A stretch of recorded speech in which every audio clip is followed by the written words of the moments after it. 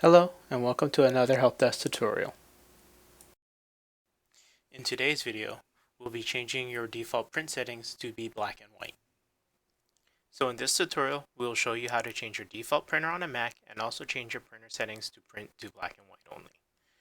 So let's begin. First, go to System Preferences, open up your printers and scanners, and then at the very bottom, it says Default Printer. Go ahead and change that to a black and white printer or whatever you preferred as your default printer. Once you've done that, you've changed your default printer to be the printer of your choice. So now I'll demonstrate how to change your printer settings to change your color printer to just print in black and white.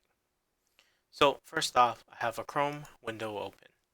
Go ahead and press Option P to bring up your printer page.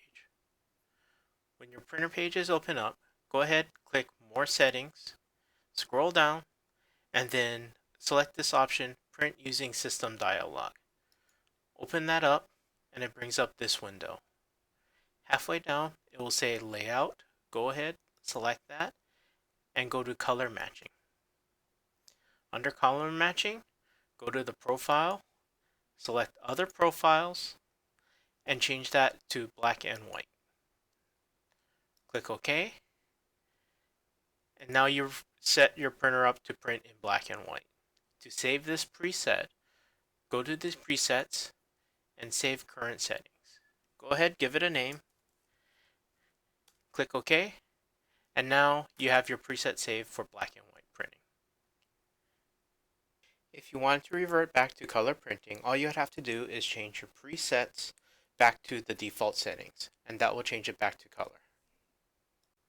This concludes the brief tutorial on how to change your printer settings to print in black and white only.